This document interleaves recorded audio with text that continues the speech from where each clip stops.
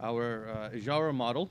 I first want to thank Amja for inviting us here, as well as your time respected Sheikhs as well. I know it's very important, this topic.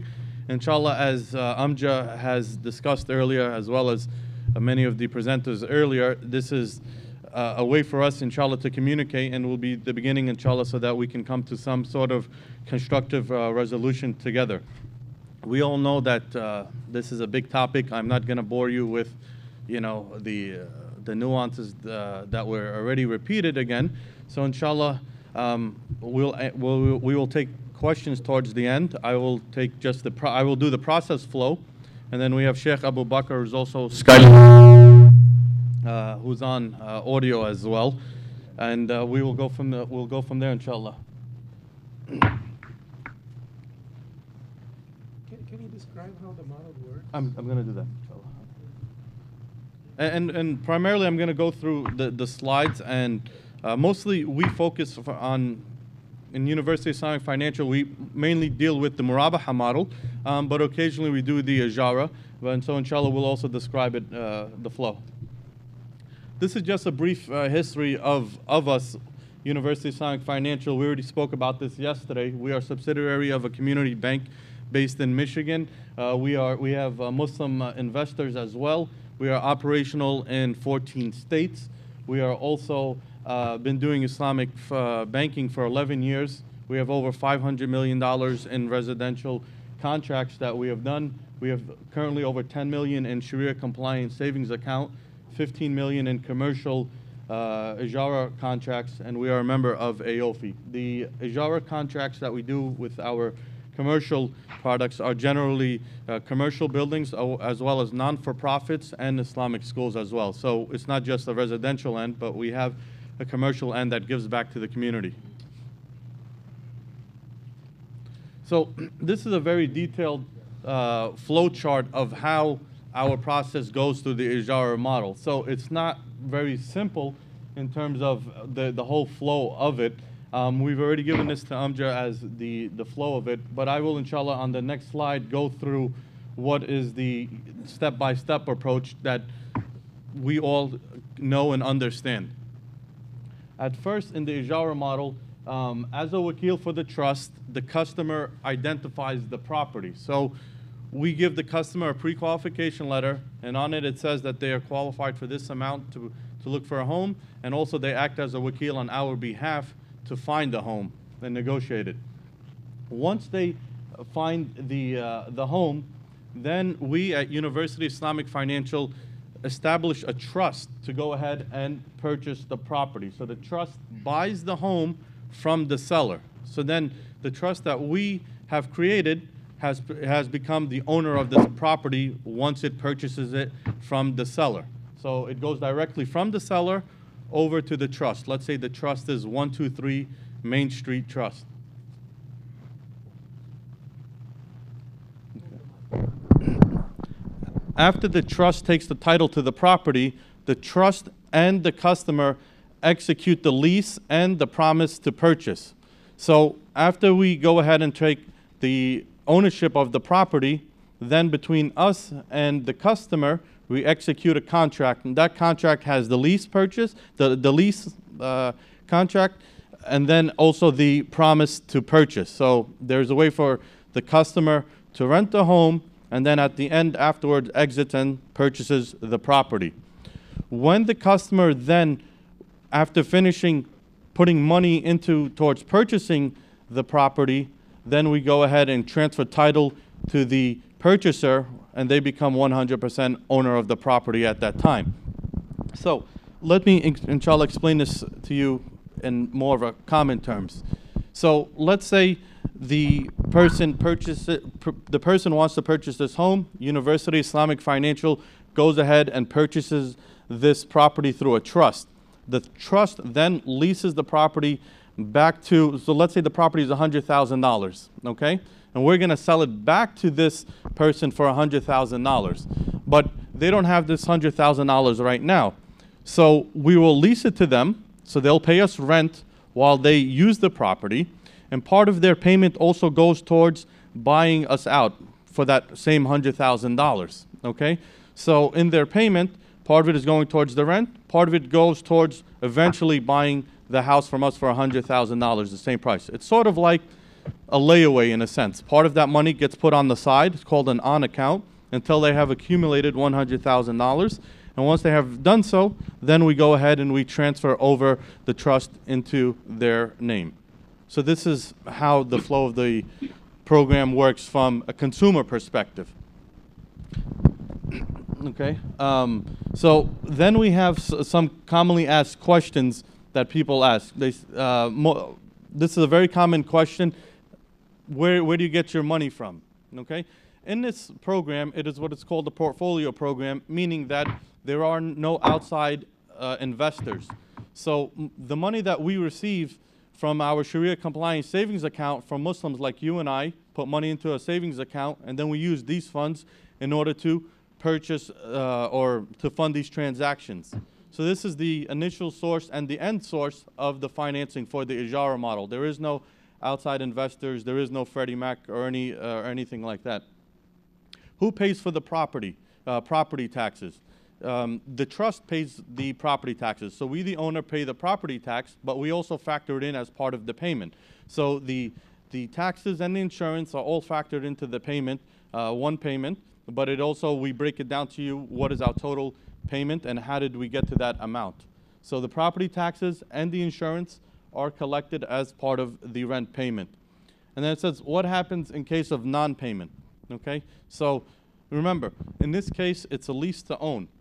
Your payment is due by the 1st of the month, but you have a 15-day grace period. So, but in reality, when you make your payment, you're actually paying for the 1 month behind. So our program, it's not like if you are renting right now that you pay for the current month in advance before you use it. With us, right now, if you made your February payment actually goes for January. So you pay 1 month in arrears, okay? So your payment is due by the 1st of the month. After the 15th of the month, then you have a fixed $50 late payment fee. After that, what happens? Let's say, la samahallah, you have a hardship, there's some problem. We'll work with you depending on what your hardship is. You lost your job, you're sick, something of that sort. Sometimes we've stopped the payment, sometimes we've lowered the payment, and sometimes we've done nothing, depending on your specific situation, depending if we see that there's a way out. Now, if we keep going worst case scenario, what else is going to happen? Let's say we've tried to go ahead and work this out and nothing can be done, then eventually we will have to go ahead and sell the home in a foreclosure, okay? And that's generally a few, 2-3 years is what our experience has been. So you've been living in this home for 2-3 years with non-payment as well. And in that same time, we're also still paying the property taxes and insurance. So we're not just out, the money for the rent of the home, but we're also continually putting money into the home to make sure that it has no other issues with the state and local authorities with regards to taxes and other liens and such. So let's say we go ahead and we sell the home, and when we sell the home and the home goes for a loss, we will take 100% of the loss. Okay, so because in this case we own the property, then we go ahead and we take a loss on anything that's deficient on it. So let's say the house is $100,000, it sells for $80,000, then we'll go ahead and we take that $20,000 loss in the property from the net sale amount. And the reason why I say the net sale amount as well, because we've taken other losses as well, which is continuously paying those taxes and other maintenance on the property as well. So generally the losses is a lot larger than just what is left of the balance and what is it is eventually sold for. So this is basically the steps and the commonly asked questions with regards to our Ijarah model. And inshallah I will take it over to Shaykh Abu Bakr so he could comment as well regarding the Ijarah program. بسم الله الرحمن الرحيم الحمد لله رب العالمين والصلاة والسلام على رسول الله وعلى آله وأصحابه أجمعين. أولا نشكر الأخ الذي قدم برنامجنا في UIFC، كما أننا نشكر الآباء والعلماء الكرام الذين بذلوا جهودهم وصبروا علينا ونادونا لمناقشة برنامجنا نحو بحث أفضل أسلوب. We are actually very grateful for Almighty Allah subhanahu wa ta'ala. We have in UIFC certain principles that we work with. أحل الله البيع وحرم الربا. Ijarah is similar to murabaha. It's just the sale of benefits. So the principle number one we work with, or we try to approve certain products, is that we ensure that riba is forbidden and bay' is halal. Number two, فَاتَّقُوا اللَّهَ مَا اسْتَطَعْتُمْ. Within the limited knowledge and a limited opportunity within the regulatory environment, we try to satisfy the regulation, satisfy our customers, satisfy our ulama as much as we can. إِذَا أَمَرْتُكُمْ بِشَيْءٍ فَأْتُوا مِنْهُ مَا اسْتَطَعْتُمْ. The principle number three, العبرة في العقود بالمقاصد والمعاني لا بالألفاظ والمباني. Some individuals can read a contract and probably read this contract in the implied meaning, not in the literal meaning. So the reading, if it is prejudged based on implied meaning, you could as well completely get it wrong. Now the explanation we've done, we ensure that we try to work with that limit. Principle number four, لا تجتمع أمتي على الضلالة. We try to align the practices of UIFC as much as possible within the fatwa that we have and within the IOP standards. And that's why any sentence or any of this product, before it can be launched, we have to subject it to IOP standard in every aspect of the product. حتى نتمكن من تحقيق المصلحة وتكثيرها أو ودفع المفسدة وتقليلها. لأن الأصل في المعاملات الإباحة، وإن الشريعة الإسلامية تسعى في كل آية أو في كل مقام لتحقيق المصلحة وتكثيرها وتقليل المفسدة ودفع المفسدة وتقليلها. So, based on these issues, number one, we are very grateful to Amja to call our company into this conference, because I believe what they are there for is to ensure that the consumers out there get the right product, and those who are practitioners in the Islamic banking do the right thing. No individual, no single individual is perfect. Neither a single scholar is always right at every time. كلامي صحيح ويحتمل الخطأ وكلامك خطأ ويحتمل الصحة. I mean, just in the meaning. So based on these issues, once we see the observations and reviews of these our eminent scholars, the first thing is that we're grateful that it actually shows us the level of their understanding or the level of our own practice. So we'll find a common ground to ensure that the practices, they go in tune with Sharia. But I was really happy with one of the scholars in the conference. I read one of his statements which says that our scholars, it is one thing to criticize and condemn, it's another thing to bring out a clean, perfect, workable, feasible, regulatory compliant and Sharia compliant product that the banking industry or the Islamic finance industry will work on. So many years, there is up till this moment, there is no new product that has been launched. We assume that we the scholars that have the erudite knowledge, who have the Sharia knowledge, the usul al-fiqh wal-fiqh, should be able to devise new products that will help move the industry forward. So if we are criticizing, Almighty Allah subhanahu wa ta'ala has a policy. إذا أحل الله عز وجل إذا حرم الله عز وجل شيئا أباح ضده وهو أفضل من المحرم. If Allah forbids something, He brings out a superior quality. That's why أحل الله البيع وحرم الربا. Now, against all this background, we always want that if a practice is moving fine, then there should be an encouragement. The areas that they are getting well, and then the areas that they are not getting well, there should be a proper channel which is exactly what this Amja is doing now, bringing all the business community and the ulama together to come out and find a common goal so that the customer out there, the consumer out there, gets a better deal. We always do, and that is why in UIFC, what we do when we have questions or we have comments or we have objections, we try to sit down and place these objections before Quran, Sunnah, Ijma, and any other fatwa that's available within our contemporary world today. I commend the Amja community for their patience and for their keenness to ensure that the business goes according to Sharia. So that's exactly what we actually responded to some of the questions. Now, when you say lender or buyer or seller, we don't want skepticism. We want objectivity and neutrality. You pass in a judgment, ensure that you read the sentence according to the letter and spirit, and not to read it according to imply. That's why I mentioned the qaida, the legal maxim yesterday. Al-aslu fil kalam al-haqiqa. Illa idha wujida qaribatun تصرفه عن معناه الأصلي. So that's why once I see lender and I look at the document with nothing like lender, it wonders how we are able to imply. We should try to look at the practice as it has been explained and look at the document. Yes, we have rooms for improvement. Nobody is perfect and we don't even claim perfection. But we want to ensure that we try to strive better and better and better.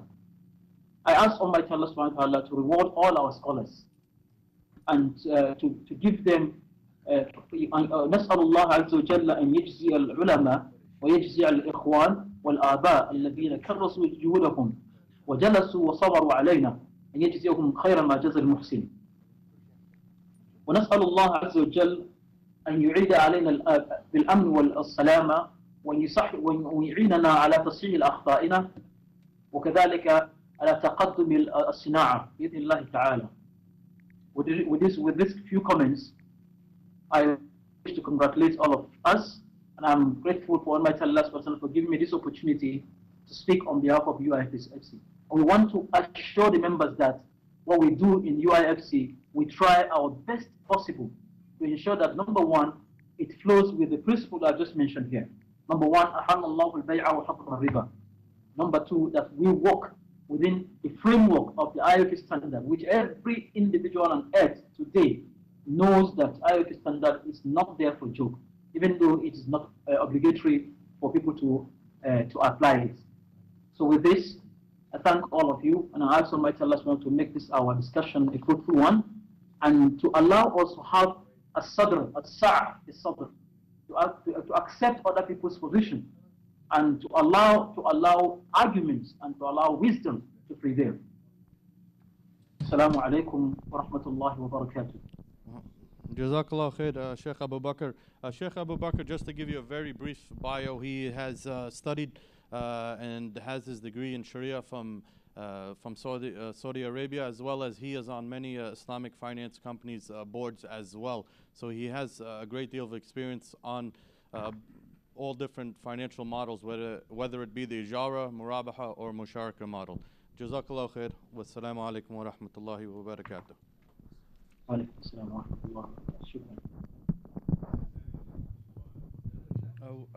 believe Dr. Hatem is.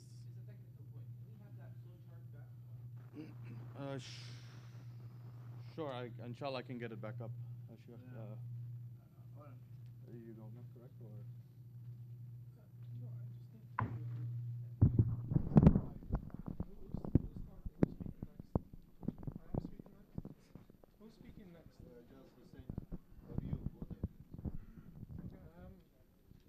I'm speaking on behalf of Ijaz. No.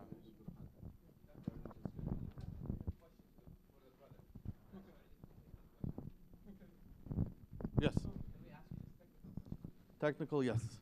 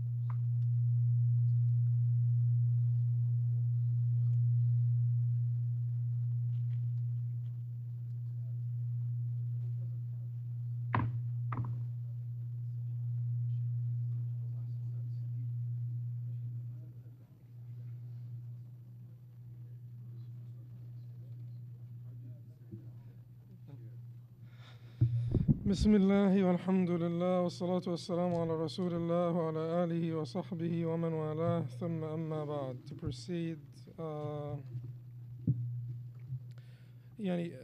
in the beginning, I would just like to emphasize that we really need to have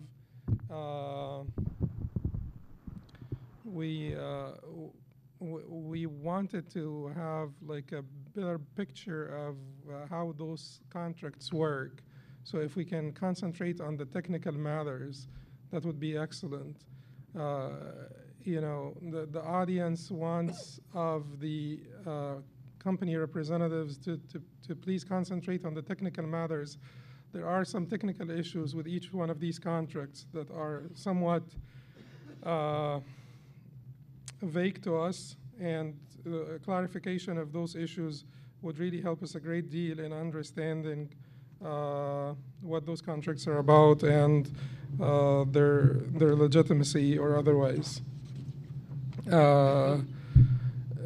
So الإجارة المنتهية بالتمليك, or lease ending in ownership,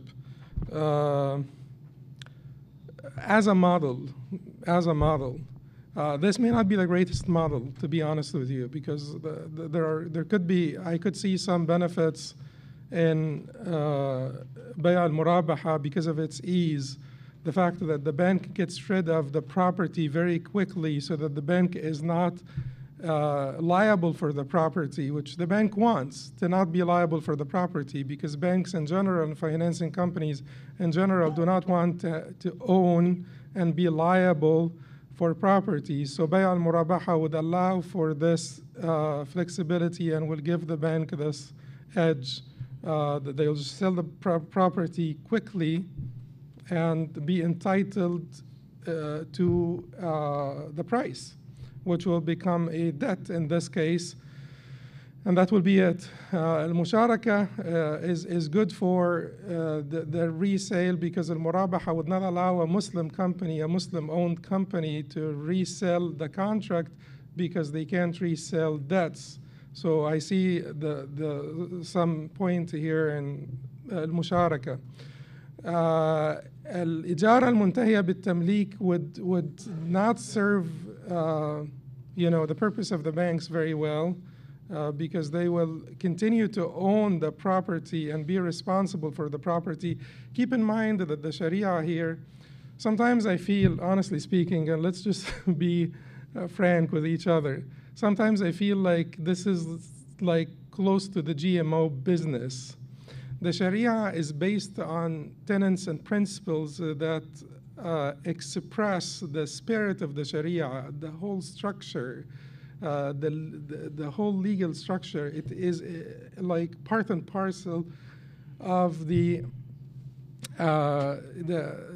overall spirit of the Sharia. So when we try to experiment with Sharia and we try to like push it a little bit beyond the bounds of the Sharia or the limits of Sharia, and I am not saying that any of these companies is doing this. This is not an accusation. It's just we're talking about Islamic financing in general. We're talking about Islamic financing, not particularly in America, but we're talking about Islamic financing in general. You feel sometimes like this is like close to the GMO business, where you're playing with something that you don't know where it will lead you, that you're not really very cognizant and aware of the overarching wisdom behind those teachings. So when you play with the technicalities without a complete recognition of the overarching wisdom and the basis and principles of those technicalities, then you just get into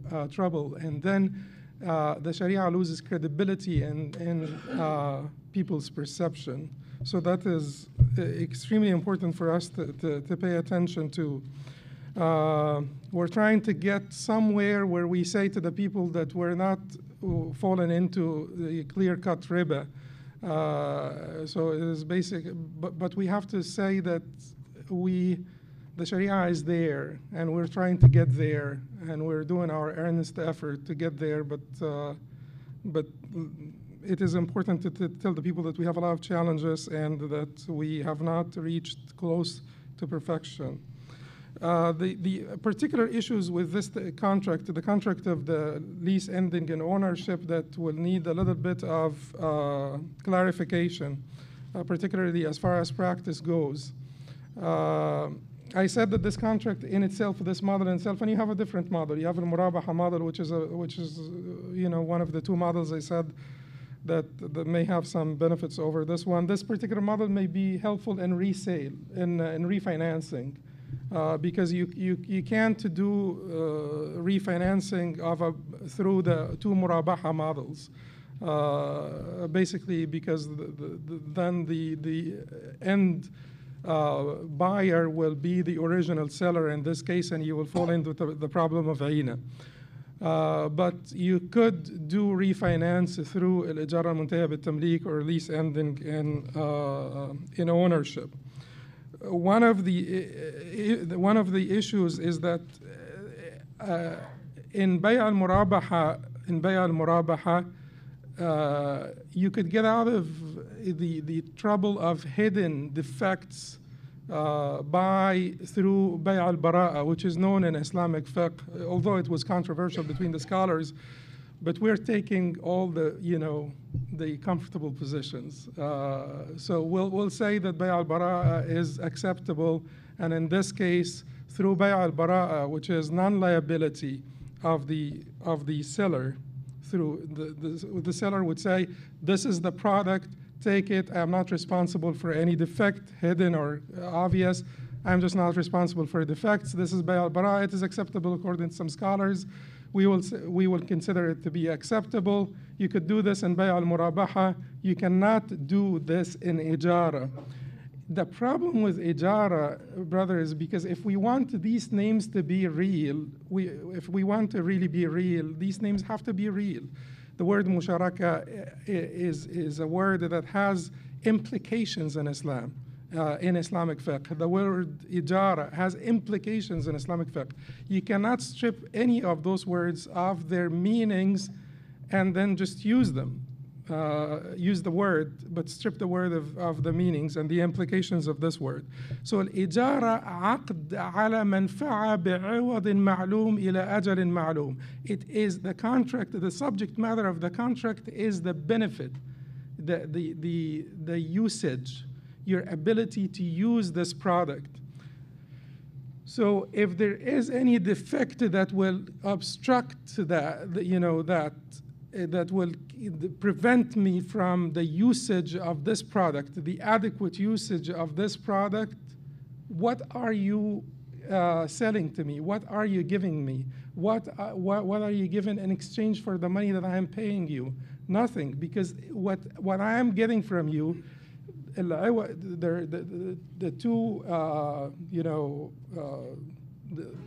elements of the contract that we are exchanging here is money for usage of this property or utilization or some benefit. So in this case, any hidden defect from before should be the responsibility of the mu'ajjir, and he cannot say, I am not responsible for hidden defects from before. Also any damage that did not result from the negligence or the transgression of the lessee should be the responsibility of the lessor.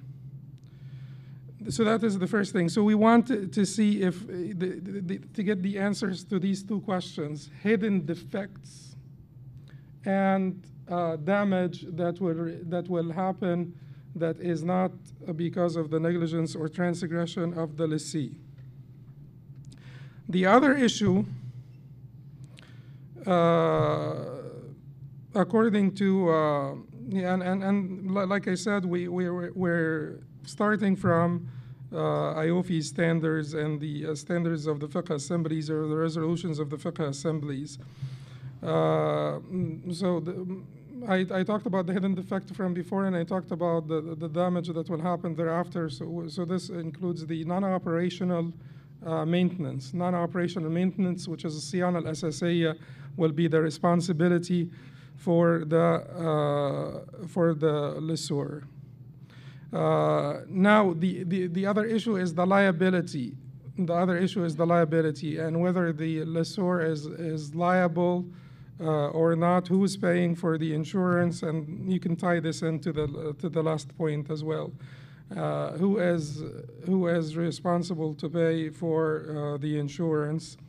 The other issue is the case of default, or the case where the person wants to withdraw out of this contract.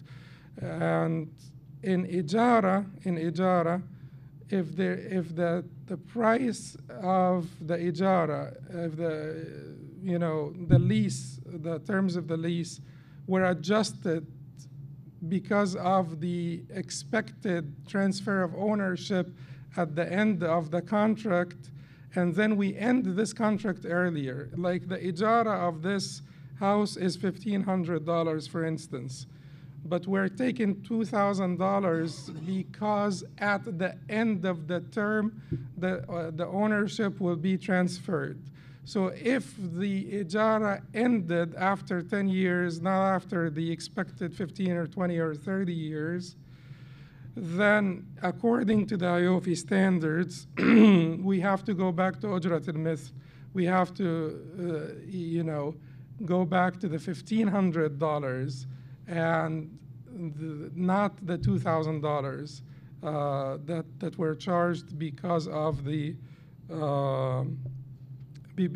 expectation of transfer of ownership at the end of the lease. And they said here,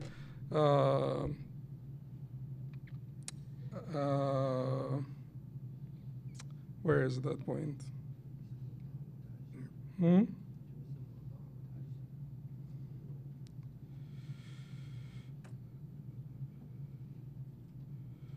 Okay, I don't see it right in front of me here, but it is in the IOFI standards anyway that you have to go back to Ujrat al-Mithl in case the Ijarah was increased because of that expectation from the customary lease or the customary rent.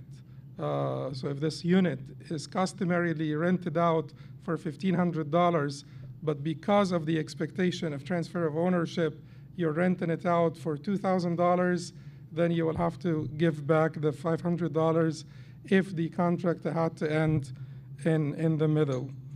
The last thing is that the mu'ajjir or the lessor may not charge fees for late payment, and if he charged fees for late payment, those have to go to charity. If he charged like a fine for late payment, the fine will have to go to charity.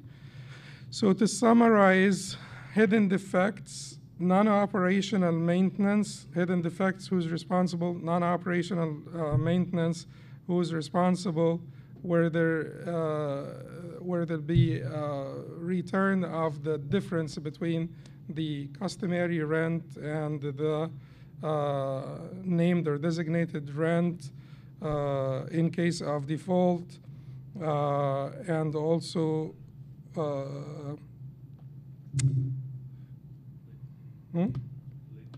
late payment, and that's it. So if we get like some answers to these particular questions. Absolutely, inshallah, we will respond to them and have them sent over to you too.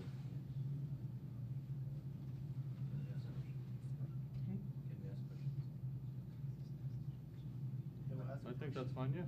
No, but my questions. Are you going to respond to his questions first?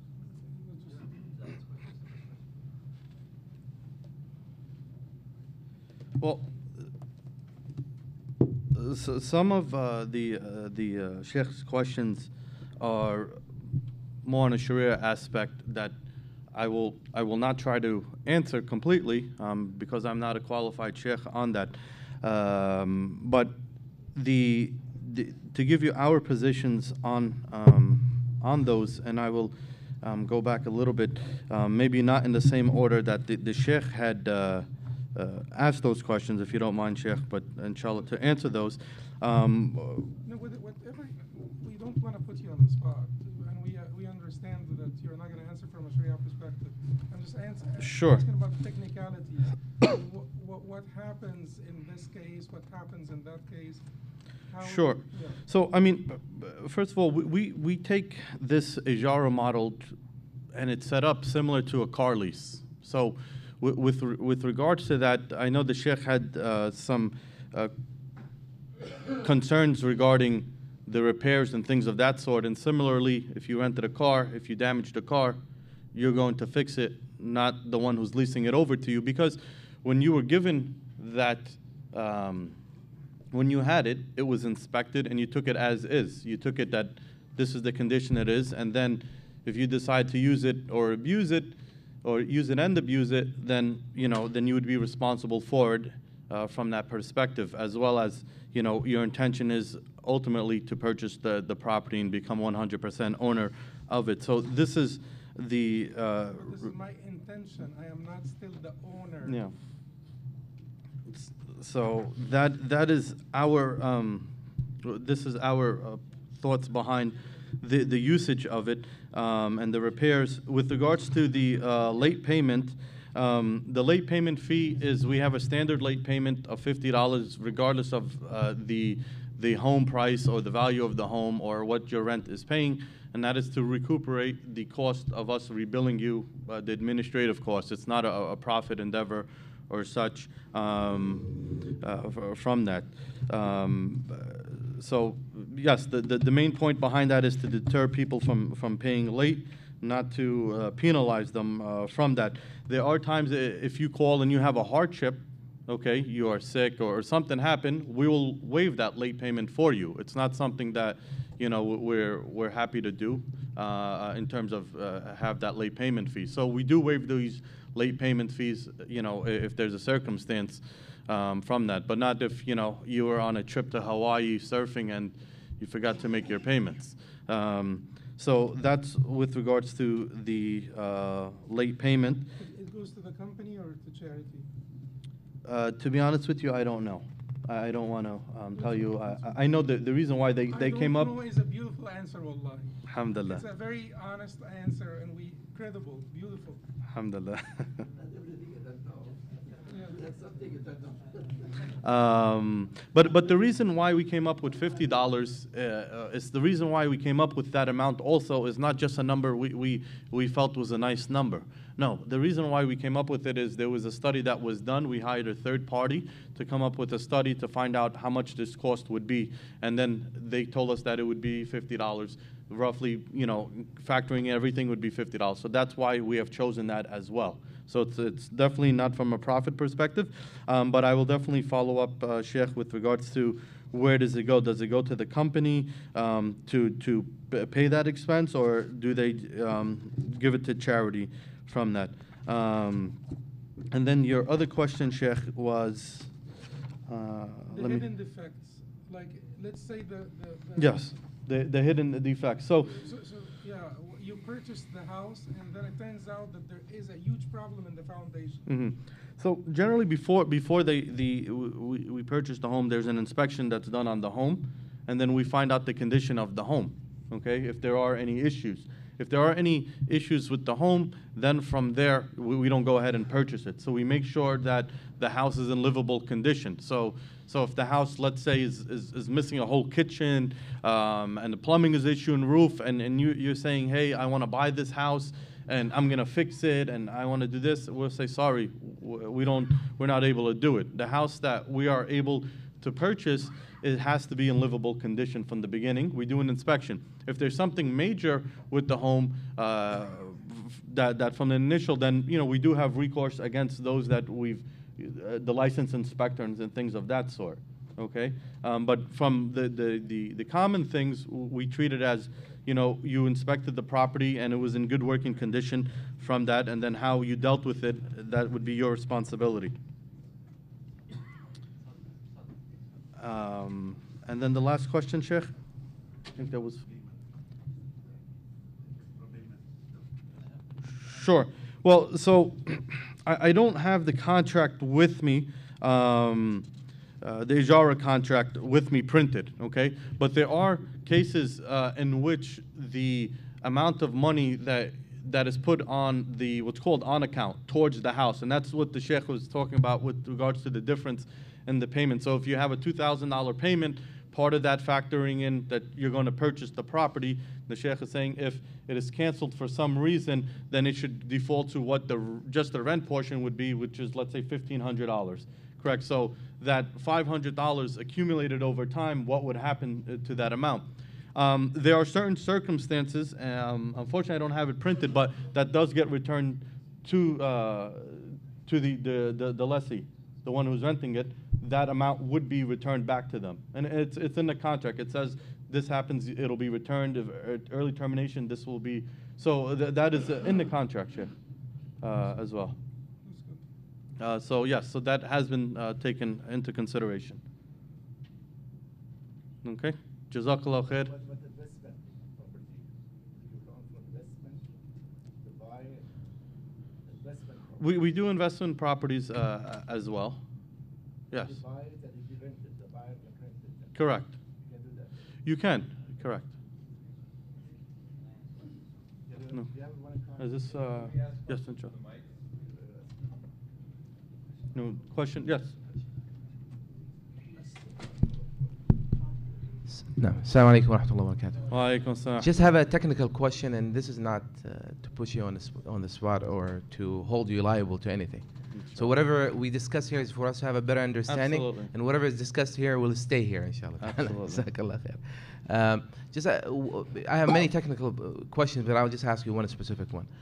When do you refer to, does the renter or whatever you call the person, when they make a payment, right, does that payment consist of a rent plus a payment that goes towards the purchase of the house in the future, and are they put in different accounts? Like, do you, where if the person defaults, right, the money that was supposed to go towards the purchase of the house is kept separately and you give it back to him, or you use it somehow?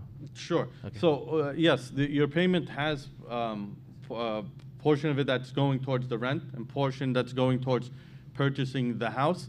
And depending on this, I have to look at the exact clauses or reasons why for early termination, right? There can be many reasons for early termination, such as default, such as you're putting the full money towards the home, such as, la samahallah, fire or flood, earthquake, stuff like that. So there's many reasons depending on it, and so depending on that reason, there is money that is returned back to you. I have to look at the exact contract with regards to which scenarios it goes back. But it is stated clearly, because I was reading on the contract yesterday as well, because we don't do many Ijarah contracts. So this is why I'm a little bit going with, don't have all the answers with you, but there is money that goes back to the lessee, the one who's renting from that, will go back depending on early termination. Yes. Yes. So another point of clarification on the contract. I'm sorry. One second. Yes. Another point of clarification on the contract. So you're saying that the taxes, they're calculated and then they're factored into the monthly payments, correct? Correct. So on paper, is it UIF, they're responsible for paying the taxes on the houses? Yes. Okay. The second question that I have is that not adding unnecessary value? And this may be more of something towards the Shaykh or the Sharia counsel for the company. Is that not adding unnecessary value to the house? So when you're taking the taxes, right, that's something that you as the owner are responsible for, but essentially in the end what's happening is it's being shifted towards... Should be okay, because eventually they could agree on the rent. Okay. It's a matter of agreement. So if the rent is $1,800 and he says, I will rent out to you for 19 or something, it's fine. It's fine? Yeah. Can I help you answer Sheikh Muhammad's question on the... Sure. Sheikh Muhammad, so on your question about, if the two things are separate, in most situations, just to clarify, I work for guidance, not for UIF. Wissam is a good friend. I used to work for UIF. But to answer the question, in most situations, if there's value left in the house, the last thing any institution wants to do is foreclose on the person. So if there's value left, and let's say someone paid into their rental or buyback amount $50,000, and the house is worth $100,000 and they can't keep it, the first thing any institution would like to do is for them to sell it themselves. Because once it goes into foreclosure, then everyone wants to pay less for the home that's worth the same amount. So if the people sell it themselves, they will get their money back majority of the time. The only time that will not happen is if the value is not there completely. And at that point, then there's many circumstances that you have to look at. But in most cases, because historically home values in America have gone up, we went through a patch of time where they haven't, but in majority of the time, the homeowners themselves will sell. They'll get all the money they've put back in, plus more usually. And that's usually the way it happens. So that's on a practical level. On a default level, then other rules apply, and that's where you have to look into the technicalities of the contract. But my question was actually for Sheikh Hatem. Sheikh Hatem, so now Guidance and UIF have both mentioned that they don't give their late payment fee to charity. They have, I know in the case of Guidance, they actually had to hire a third-party company to go in and see how much it cost to process the late payment fee, and that's where they came up with the $50. And a few times you've mentioned that, a few of the ulama have mentioned that this has to go to charity, and we see that this does not happen in the two companies. Is there some rukhsa for that you know of where you can keep it for just administrative costs?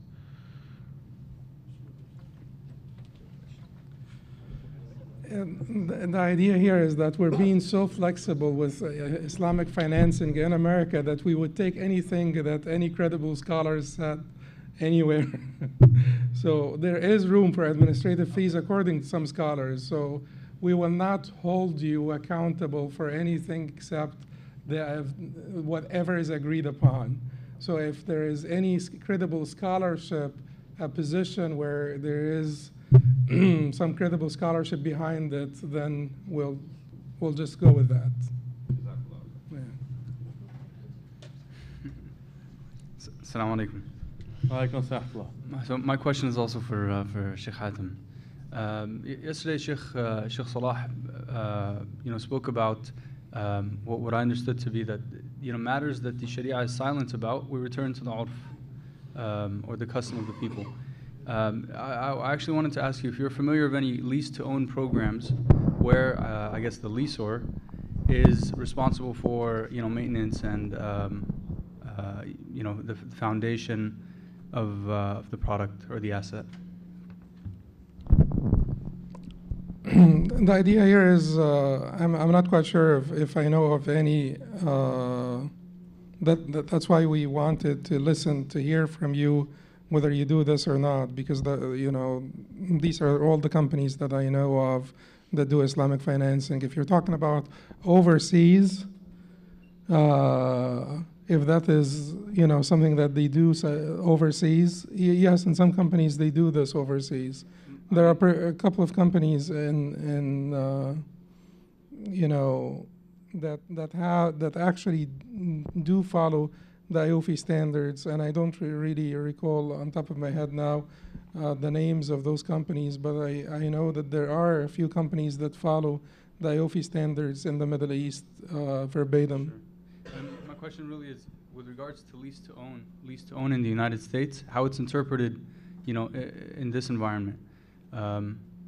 So I just, at a personal level, was just not aware of any lease to own programs, regardless of the asset, whether it's a car or a fridge or whatever it is, where the leaser is responsible for, for these kind of costs. So that's why. Okay, so the urf that we go back to is a urf that is not in conflict with the shara, but the urf that is in conflict with the shara is tossed out, completely, is not even considered. We're talking about a case where the shara is silent, and then we go back to the urf that is not in conflict with the shara. But in the shara, the word lessee, lessor, partner, this, that, these words have specific definitions, specific implications, specific fiqhi consequences. Therefore, we refer to those, and we don't say that we will refer to the urf. So the lease contracts here in America, whether you will be responsible for the non-operational cost, which is the non-operational maintenance or not, is really trivial in this discussion, because in the Shara, the lessor is responsible for the Siyana al-Asasiyya, non-operational maintenance, and the lessee is responsible for the operational maintenance. So why do we need to actually refer to the urf when we have the answer in the Shara? If the Shara was silent, then we would have referred to the urf, but the Shara is not silent. That is the issue. All of these terms, the Shara has, definitions, implications, and is not really silent on them. Assalamu alaikum. Wa alaikum assalam. So I apologize if this question comes off as being overly critical, but it's something that I think is I need to ask. Okay, so I just my preface. No, it's not overly critical. I apologize if it comes off as being that way, but I don't feel it's overly critical. So here it comes. Okay, this Shaykh, question. Protect me, Shaykh. Sorry. This question is actually for all the banks here, but since you happen to be standing here, it's gonna go to you. I'm gonna be the pinata. Yes, I apologize for that. All right. So the question is, I give benefit of the doubt to of all the banks and to Amja and everyone that when you tell me that you're trying to serve the Muslim community and everything, I take your statement at face value, right? But the thing is, I came to this conference, and I think many other people came to this conference, knowing that Amja is going to do some, alhamdulillah, awesome research, and they're going to give us this packet like they do every single year, and they said that they're going to analyze every single financial contract. And my question really is did anyone from the banks actually go and read these research articles in detail, and did they have any intention to answer the detailed objections that Amja actually specifically said? Because I'm not seeing that in the presentation, and when you don't make an effort to do that, either have a Sharia scholar do it, or even if you got this packet late and that's your excuse, I'm staying up after Fajr, I'm staying up after Isha, and I'm reading this. Someone could have read this and tried to respond to these, and at least look at the suggestions to make this contract Sharia compliant by Amja and say, either we're going to consider doing it, or we're not going to do it because of this and this reason. So my question is, did anyone actually read it? And why was there no intention, or was there an intention to actually answer these detailed things? Because that's what I really came to hear.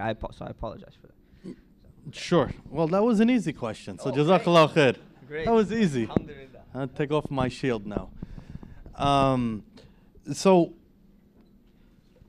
the answer is, and wallahi, I appreciate Amja inviting us, and I seriously mean that. The scholars on the board and that are here from Amja, I really personally respect, and I'm not just saying that because I'm in front of a crowd and I'm just here, but I listen to Dr. Hatem. I go to his khutbahs in Jersey, Al Minhal, and Sheikh Salah I watch on YouTube. So these are scholars I watch and listen myself personally. So what they say is important to me, and also as well as we've been trying for some time to get some resolution with Amja, and when we were contacted with regards to our contracts, we quickly gave it to them again. Okay, we were told of a conference, and we didn't know what to expect of the conference. To be honest with you, we weren't told what was the format of the conference, how it was going to be. We were told, I think, a week before, saying you have 20 minutes to speak, but we weren't told what we were speaking about. What was the forum? Are we going to have, like the Shaykh is sitting now and critiquing back and forth, which is good, but we didn't know what to expect. And then Friday, so we came, honestly, with a completely different slide. We probably changed our mindset on what we were presenting 6-7 times in the past 2 days, depending on what was being presented here. So because of that, we got this on Friday, and we were actually kind of shocked because we didn't have any time to answer these, and nor were we told of these in advance that we could have prepared or had the Sharia board prepare for these in advance. So yes, I looked at it right away, I read it right away, but this is not something also that overnight you can make a quick change, even if we wanted to. So what we are going to do is we're going to take this book, okay, and look at our UIF section, and we're going to send it back to our Sharia scholars and say, hey, these are the issues, okay, that they are having. One, is this something that you feel is a valid reason? If you think that you are right, please provide them with your reasons why you think that these aren't incorrect. I mean, these are incorrect, and we should stick to them. Or these are wrong, and the Amja group is correct. We need to change them, and how can we change them, and are we able to change them? So we've always, alhamdulillah, at UIF, and I've been here for about 7 years at UIF, I can honestly say that we really try to do it on a Sharia compliant way. For example, our Ijarah contract does not work in the state of Maryland. It just doesn't work. In order for it to work, we would have to change certain things that would not make it Sharia compliant from our Sharia board standards. So we just don't do it. Are we losing business from it? Absolutely. But are we going to compromise what we think is Sharia compliant? No. So we really take Amja's time, Dr. Matin, Dr. Hatem, and Shaykh Salah Al-Sawi, and everyone else on Amja's team. We really love that they've looked at it. We respect their time, and we really appreciate it, because everyone has some good insight, and we have to take this back, and we are going to take it back, and we're going to say, let's see if we can make these changes, and how do we go about doing so. So it's not here that we're just going to say, okay, we're here, this is what it is, take it or leave it. No. We come here with a clean heart that we want to make things right, and we want to go ahead and try to make any changes that we can and go from there. And as I was telling Shaykh Hatem yesterday, that we'd like to have a dialogue going forward, some dates and times, so we could meet. Because I can't sit with Shaykh Hatem. I'm nowhere near his level. This is maybe the closest I'll get to sitting on a table with him, So the thing is that we need someone from our side that's qualified to sit and go back and forth in a constructive way. It's not criticizing, but in a constructive way to see how we can work these things out. Jazakallah khair. Allahu Akbar. Testify on their behalf. Actually, we did talk about ongoing relationship and some ongoing relationship from here on to better these contracts and improve them and so on. The second thing is he's right about everything he said in terms of not having the complete picture of what this is going to be like. It is also important that we realize that we have not gone through the process like they did. Amja may not have the complete awareness, the members of Amja, the Fatwa committee may not have the complete awareness of the challenges that they have encountered, whether they are legal, practical, logistical, this, that. So we are actually here to also benefit from their input and their feedback. And Amja also, or at least personally, I did not go through all of the contracts and read them word for word. So I was looking for some answers, clarifications, because I did not have the ability, the capacity to go through the contracts and read them word for word. So I'm looking for clarifications on some issues. I'm looking for clarification on some points where I felt that there was departure from certain standards that we should agree on, because that is that is what most of the people accept as standards of good Islamic financing. So we're looking for answers. They have been cooperative and helpful, the representatives of the companies. This is not in any way to put them on trial, and we should not really think of this way. And please don't, because I feel that you're under pressure when you're talking, brothers. Wallahi, this is not a trial. Just I am learning from you. I am sharing my input with you. Take it back, look at it, study it, give me answers, and then we will, inshallah, provide the Muslims with a better product. I would have to apologize for all those who are standing, because we actually took 15 minutes more And we do apologize. We do have an open Q&A right after this session. And you, the three, will be, okay, will everybody remember their line? We apologize. Let's document this. Now we're going to start the second session, Allah barik lakum. Now we're going to have the second session. لا ربا فضيل دكتور معن and دكتور محمد آدم الشيخ and إخواننا الدكتور يحيى وأخونا مايك. تفضل سيدي. Just two announcements before we start. The certificates for this conference are ready. If you have pre-registered online, your certificate is there. If you have registered only on-site, even if for the first time, we'll have actually to send you that later in the mail. The certificates are in the registration room. They are not signed. If you want them to be signed by Fadil Dr. Salah Al-Sawi, feel free to approach him, and he's here, inshallah. The second announcement for those who are traveling tonight, please make sure to check out before 12. 12 is the last the time to be checked out of the rooms. If your trip is late, you can always keep your luggage in the front desk. They will store it for you with a tag. So, Jazakumullah khair, barakallah.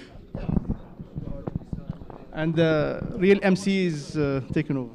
Just one thing, if it's okay.